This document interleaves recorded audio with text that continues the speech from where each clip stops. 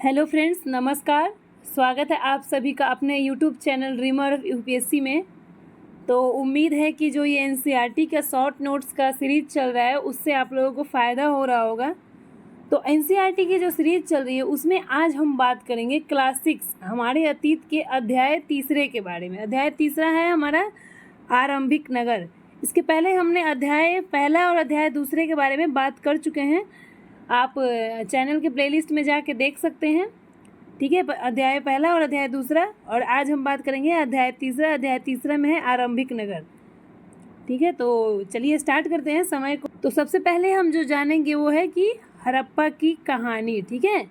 देखिए, अक्सर जो पुरानी इमारतें होती हैं वो अपनी कहानी खुद बताती हैं, ठीक। तो आज से लगभग 150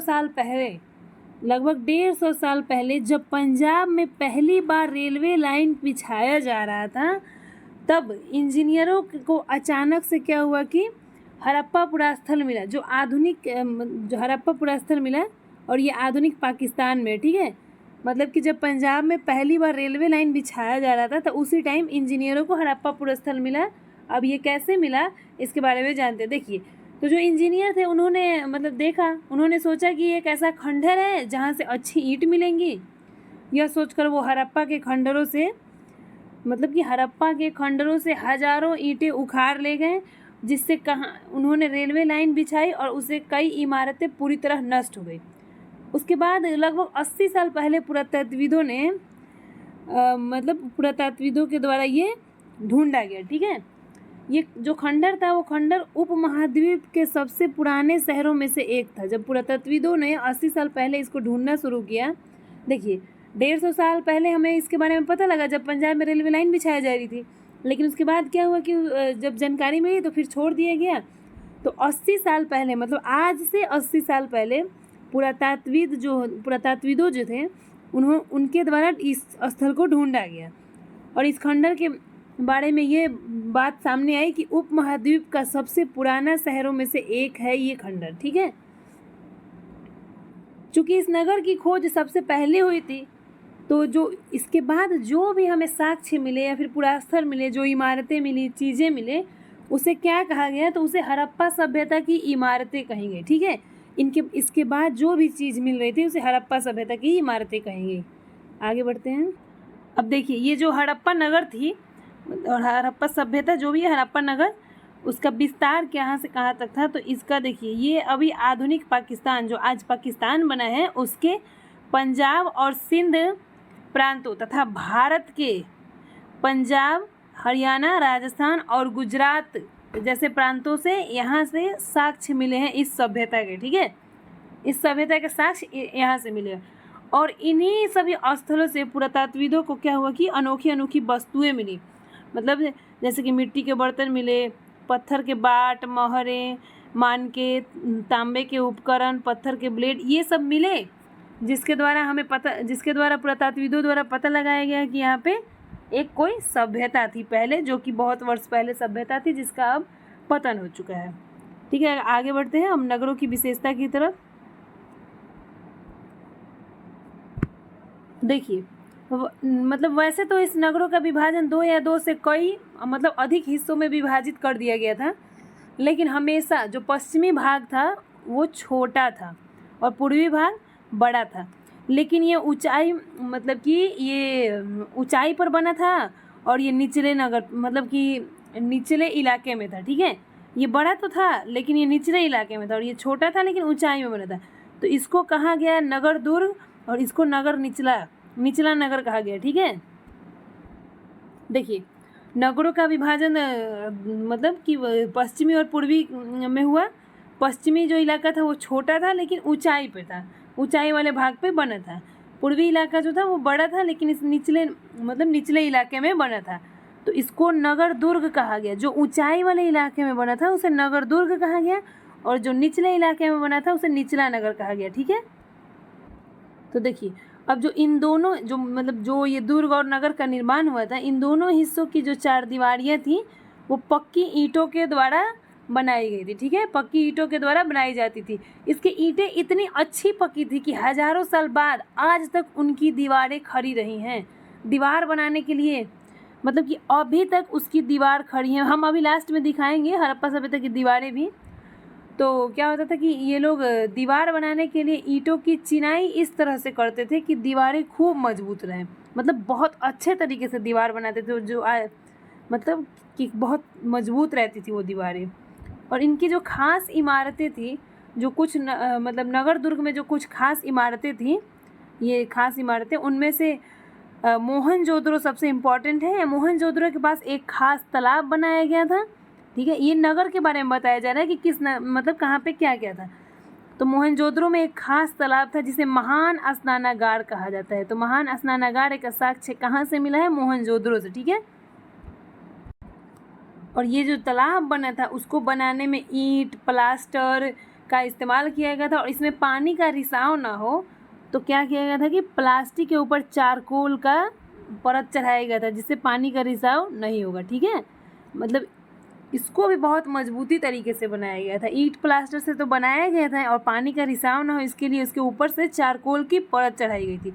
और दोनों तरफ से इसमें उतरने के लिए सीढ़ियाँ थीं और चारों ओर कमरे होते थे। इसके भी मतलब इसका भी चित्र हम दिखाएंगे लास्ट में कि स्नानागार कैसा था, ठीक है। तो दोनों तरफ से सीढ़ियाँ थीं, चारों ओर कमरे थीं और पानी के रिसाव के लिए चारकोल का परत चढ़ाई जाती थी। महान स्नानागार मोहनजोदड़ो से मिला है, ठीक है। अब आगे बढ़ते हैं। देखिए आगे बढ़ने से पहले एक चीज़ है कि जो ये स्नानागार था उसमें पानी भरने के लिए इसे भरने के लिए पानी कुएं से निकाला जाता था। मतलब कि कुएं से पानी लेकर इस स्नानागार को भरा जाता था और फिर उपयोग के बाद इसे खाली कर दिया जाता था। शायद यहाँ विशिष्ट नागरिक विशेष अवसरों पर ही स्नान करते थे। मतलब यहाँ सिर्फ स्पेशल डे पे ही स्नान होता था जिसके लिए पानी भराता था, फिर उसे खाली कर दिया जाता था, ठीक है। कालीबंगा और लोथल जैसे नगरों में क्या क्या मिले हैं? तो अग्निकुंड के साक्ष्य मिले हैं। मतलब अग्निकुंड के साक्ष्य मिले हैं तो ये अनुमान लगाया जाता है कि संभवतः यज्ञ होता होगा, यज्ञ किए जाते होंगे। और हड़प्पा मोहनजोदड़ो और लोथल से बड़े बड़े भंडार गृह बने हैं। भंडार गृह इसके बारे में हमने पहले चर्चा कर चुके हैं। भंडार गृह के बारे में हम पहले चर्चा कर चुके हैं अध्याय 1 अध्याय 2 में, ठीक है। तो बड़े बड़े भंडार गृह मिले कहाँ से? हड़प्पा मोहनजोदड़ो और लोथल से। देखिए ये शॉर्ट नोट्स बहुत दिमाग से बनाया गया है, इसे आप चाहें तो नोट कर सकते हैं जिससे आपको रिवीजन करने में काफ़ी आसानी होगी, ठीक है। आप नोट भी करते जाइए और अगर आप नोट करा लेंगे, वैसे हम इसका PDF दे देंगे, आप PDF निकलवा के इस लेक्चर को सुन भी सकते हैं, ओके। अब हम बात करेंगे कि उस नगर की भवनें, नाले और सड़कों के बारे में। तो देखिए जो घर होते थे ना उस नगर में, उसमें 1 या 2 मंजिले घर होते थे उस टाइम, ठीक है। और आंगन के चारों ओर कमरे होते थे। अभी देखिए हम लोग अभी भी पुराने घर देखेंगे कभी तो बीच में आंगन होता है और चारों ओर कमरे होते थे, ठीक है। और एक अलग से स्नान घर होता था, ठीक है। स्नान घर भी होता था अलग से। और कुछ घरों में ही कुएं होते थे, मतलब सब घरों में नहीं लेकिन कुछ कुछ घरों में घर के अंदर ही कुएं होते थे, ठीक है। नगरों की बात करें तो नगरों में ढके हुए नाले थे। मतलब नालों की साफ सफाइयों पे भी ध्यान दिया जाता था। नाले क्या थे कि ढके हुए थे, ठीक है। नाले ढके हुए थे और इसे सीधी लाइन में बनाया गया था, ठीक है। इसका भी चित्र हम लास्ट में दिखाएंगे कि नाले कैसे बनते थे हड़प्पा सभ्यता में। और जो नाले होते थे ना वो सीधी लाइन में बनाए जाते थे और हर नाली में हल्की ढलान होती थी ताकि पानी जो है वो आसानी से बह सके। सर क्या होता था ना कि घर और सड़कों की नालियों को मिला दिया जाता था जिससे और ये जो नालियाँ थी वो जाके बड़े नालों में इनका मिलान हो जाता था, ठीक है। और नालों पे मतलब जगह जगह पे मेन होल बनाए गए थे, मेन होल जिसके जरिए इनकी देखभाल और सफाई की जा सके। नाले और सड़कों का निर्माण योजनाबद्ध तरीके के साथ ही किया जाता था। मेन होल भी बनाए गए थे ताकि इसकी सफाई अच्छे से हो सके। अब बढ़ते हैं हम अपने नगरीय जीवन की तरफ। नगरीय जीवन, ठीक है। तो देखिए जो हड़प्पा की नगरों में थी ना वो उसमें बड़ी हलचल रहा करती थी। यहाँ पर ऐसे लोग रहते थे जो खास इमारतें बनाते थे, ठीक है। मतलब कि खास इमारतें बनाने की योजना में जुटे रहते थे। संभवतः ये लोग यहाँ के शासक भी हो सकते हैं। यह भी संभव है कि ये शासक लोगों को मतलब यहाँ के ये शासक भी हो सकते थे जो खास इमारतें बनाते थे। और ये संभावना है कि ये लोगों को दूर दूर भेजकर धातु, बहुमूल्य पत्थर, अन्य उपयोगी चीज़ें आयात करवाते थे, ठीक है। अन्य उपयोगी चीज़ों का भी मतलब मंगवाते थे दूर दूर भेज कर। और ये सोने चांदी के आभूषण को जैसे मतलब जितनी भी कीमती चीज़ें थी उसको अपने पास रखते थे। इन नगरों में एक लिपिक भी होते थे जो मोहरों पर लिखते थे और उसके साथ साथ अन्य चीज़ों पर भी लिखते होंगे, लेकिन वो बच नहीं पाई है। ठीक है। और इस नगर में एक शिल्पकार भी होता था। शिल्पकार स्त्री पुरुष कोई भी होते थे जो अपने घरों या किसी मतलब उद्योग स्थल पर तरह तरह की चीज़ें बनाते थे। ठीक है। लोग मतलब सुदूर देशों की किस्से कहानियाँ मतलब जो लोग जाते थे यात्रा करने, तो सिर्फ कीमती सामान ही नहीं बल्कि सुदूर देशों की किस्से कहानियाँ भी ले आते थे। ठीक है। और इसके मतलब यहाँ मिट्टी के खिलौने भी मिलते थे। और देखिए मिट्टी से हड़प्पा सभ्यता में मिट्टी के खिलौने जो थे उसको टेराकोटा भी कहा जाता है। ठीक है। ये अक्सर एग्जाम में पूछा जाता है। टेराकोटा किसे कहा जाता है? तो मिट्टी के खिलौने को, जो कि हड़प्पा सभ्यता से मिली है। अब देखिए अब हम पढ़ेंगे कि हड़प्पा सभ्यता से प्राप्त वस्तुएं हमें क्या क्या मिले हैं। तो देखिए जो हड़प्पा सभ्यता है वहाँ से पुरातत्वविदों को जो चीज़ें वहाँ मिली वो अधिकतर क्या थी कि पत्थर, शंख, तांबे, कांसे, सोने और चांदी के जैसे धातुओं से बनाई गई थी। ठीक है। तांबे और कांसे के औजार मिले हैं, हथियार मिले हैं, गहने और बर्तन सोने चांदी के थे, मनके, बाट तथा फलक भी मिले हैं, पत्थर की मुहरें मिले हैं जिन पर जानवर के चित्र थे। ये सब आप लोग याद कर लीजिएगा। ये बहुत ज़्यादा एग्जाम में पूछा जाता है कि हड़प्पा से मतलब क्या क्या वस्तुएं प्राप्त हुई हैं। और देखिए लाल मिट्टी के बर्तन मिले हैं जो काले रंग से डिज़ाइन किए गए थे। ठीक है। तो हड़प्पा से क्या क्या वस्तुएं मिली हैं? तो पत्थर, शंख, तांबे, कांसे, सोने और चांदी के धातुओं से बनी जैसी वस्तुएं। फिर तांबे और कांस के क्या मिले हैं? औजार, हथियार, गहने और बर्तन सोने और चांदी के मिले हैं, पत्थर की मुहरें भी मिले हैं जिन पे जानवर के चित्र थे। ठीक है। लाल मिट्टी के बर्तन मिले हैं जिस पे काले रंग से डिज़ाइन किया गया था। आगे बढ़ते हैं। मेहरगढ़ में उस टाइम कपास की खेती होती थी। ठीक है। मेहरगढ़ में कपास की खेती होती थी। मोहनजोदड़ो से हमें कपड़े के टुकड़े मिले हैं, चांदी के फूलदान मिले हैं, तांबे की वस्तुएं प्राप्त हुई हैं। कपास की खेती का साक्ष्य कहाँ से मिला है? तो मेहरगढ़ से। कपड़े के टुकड़े के अवशेष कहाँ से मिले हैं? मोहनजोदड़ो से। चांदी के फूलदान कहाँ से मिले हैं? मोहनजोदड़ो से। तांबे की वस्तुओं भी प्राप्त हुई हैं हमें मोहनजोदड़ो से। ठीक है। देखिए पक्की मिट्टी और फेयंस। फेयंस पहले जान लेते हैं कि क्या है। फेयंस एक कृत्रिम रूप से तैयार किया गया मतलब फेयंस का कृत्रिम रूप से तैयार किया जाता था। फेयंस एक प्रकार से सामग्री है जिसमें बालू, स्टफिक, चूर्ण और गोंद को मिलाकर इससे वस्तुएं बनाई जाती थी। ठीक है। तो पक्की ईंट, मिट्टी और फेयंस से बनी तकलियाँ। तकलियाँ मतलब कि जो सूत कताई होता था ना उसका यंत्र, उसका मशीन, तकलियाँ मिली है। तो ये इस बात का प्रमाण देती हैं कि उस टाइम सूत कताई होता था, क्योंकि तकलियाँ सूत कताई यंत्र ही हैं। तो इससे हमें पता चलता है कि उस टाइम सूत कताई होता था। और देखिए फेयंस से सामान्यतः मनके, चूड़ियाँ, बाले इत्यादि बनाए जाते हैं। आगे बढ़ते हैं।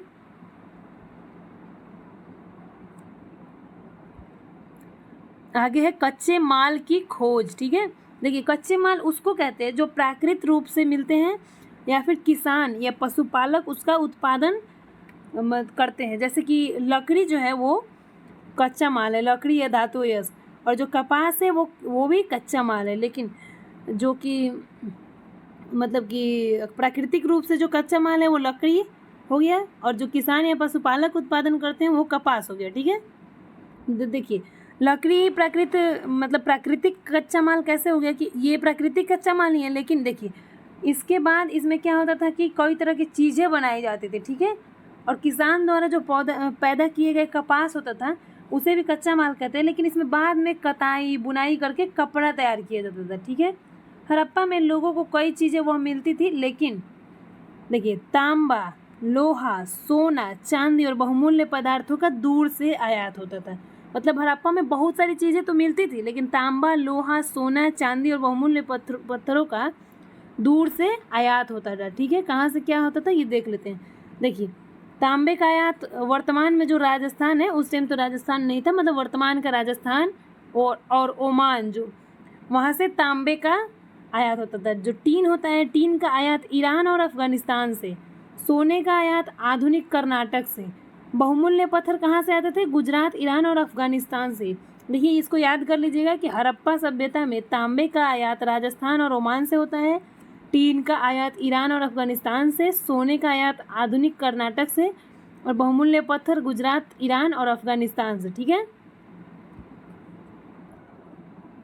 अब नेक्स्ट जो टॉपिक है हमारा ये है कि नगरों में रहने वाले लोगों के लिए भोजन, मतलब कि जो लोग नगर में रहते थे उनके लिए भोजन की व्यवस्था कैसे हो पाती थी। तो देखिए लोग नगरों के अलावा गांव में भी रहते थे और गांव के लोग ही क्या करते थे कि अनाज उपजाते थे। ठीक है, और वो लोग जानवर भी पालते थे। तो किसान और चरवाहे ही शहर में रहने वाले शासक, लेखक इत्यादि लोगों को खाने का सामान देते थे। ठीक है, हड़प्पा से कुछ पौधे के अवशेष भी मिले हैं जिससे पता चलता है कि हड़प्पा के लोग गेहूं, जौ, दालें, मटर, धान, तिल, सरसों इत्यादि उगाते थे। ठीक है, अब देखिए जो ये चीज़ें जो लोग ये लोग उगाते थे तो वहाँ ज़मीन की जुताई तो करते ही होंगे। ज़मीन की जुताई के लिए हल का प्रयोग करते हैं, लेकिन हल का प्रयोग एक मतलब हड़प्पा काल के हल तो नहीं बच पाए हैं क्योंकि वो प्रायः लकड़ी के बनाए जाते थे, लेकिन हल के आकार का एक खिलौना बचा है। ठीक है, हल के आकार का खिलौना बचा है जिससे अंदाज़ा लगाया जाता है कि वो लोग जुताई के लिए हल का प्रयोग किया करते थे। और देखिए मतलब हड़प्पा काल में क्या होता था कि बारिश बहुत कम होती थी। ठीक है, तो ये लोग क्या हुआ कि सिंचाई के लिए मतलब इन लोगों को पानी कहाँ से है, तो ये लोग पानी संचय भी करते होंगे, संभवतः पानी का संचय ये लोग करते होंगे और ज़रूरत पड़ने पर उसे फसलों की सिंचाई की जाती होगी। ठीक है, ये सब चीज़ आप लोग देख लीजिए कि नगरों में रहने वाले लोगों के लिए भोजन कहाँ से मिलते थे। तो गांव के किसान चरवाहे नगर में रहने वाले लोगों को भोजन की व्यवस्था करा पाते थे। हड़प्पा वासी गेहूँ, जौ, दालें, मटर, धान, तिल, सरसों इत्यादि उगाने लगे थे। आगे बढ़ते हैं। आगे एक टॉपिक है कि गुजरात में हड़प्पा कालीन नगर का सूक्ष्म निरीक्षण। गुजरात में हड़प्पा कालीन नगर का सूक्ष्म निरीक्षण। ठीक है, तो गुजरात के कच्छ इलाके में बसा एक धौलावीरा नगर बसा था। वहाँ साफ पानी मिलता था, ज़मीन वहाँ की उपजाऊ थी और इसे 3 भागों में बटा गया। ठीक है, धौलावीरा नगर को 3 भागों में बटा गया। इसके हर हिस्से के चारों ओर पत्थर की ऊंची ऊंची दीवार बनाई गई थी। बड़े बड़े 2 प्रवेश द्वार थे, खुला मैदान था जहां सार्वजनिक कार्यक्रम हो सके। मतलब धौलावीरा में क्या क्या था, जो कि गुजरात के कच्छ इलाके में पड़ता है। धौलावीरा एक नगर है, हड़प्पा सभ्यता का नगर है। वहाँ पे क्या क्या था कि उसको 3 भागों में बांटा गया था, जहाँ पत्थर की ऊंची दीवारें थी, बड़े बड़े 2 प्रवेश द्वार थे, खुला मैदान था जिससे सार्वजनिक कार्यक्रम हो सके।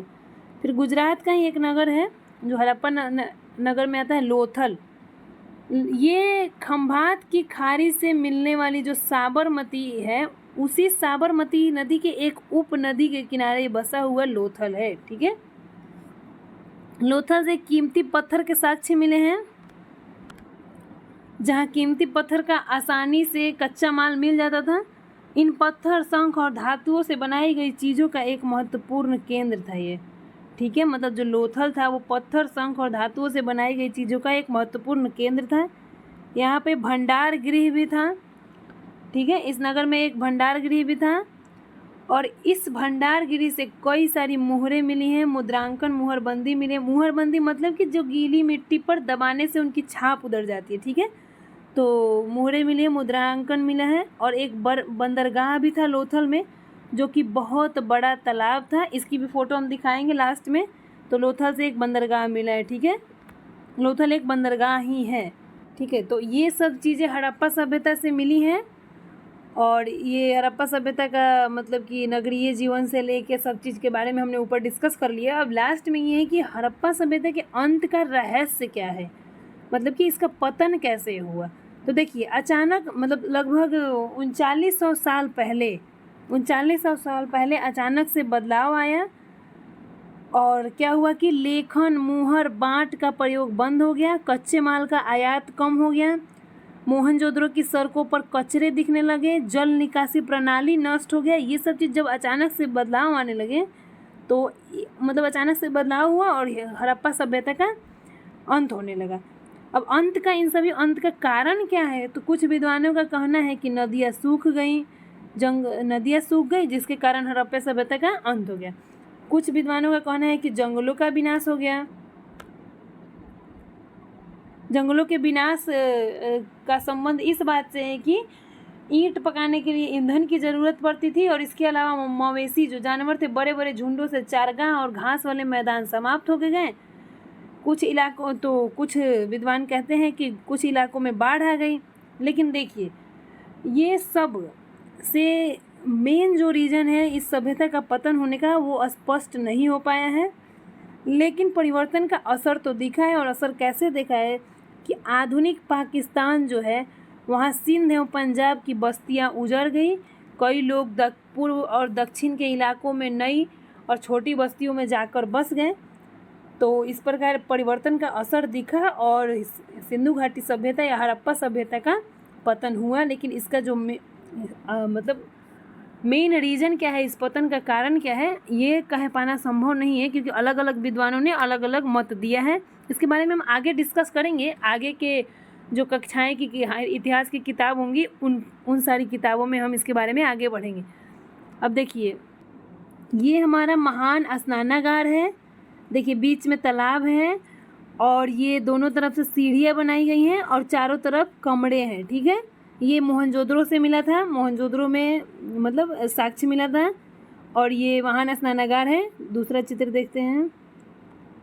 जो दूसरा जो हमारा चित्र है वो नालियाँ हैं। ठीक है, मतलब कि ये मोहनजोदड़ो की एक सड़क है और उसमें बनी नालियाँ हैं जो कि देखिए घरों से कनेक्टेड हैं। ठीक है, और नालियाँ ढकी हुई हैं, देखिए ढकी हुई हैं।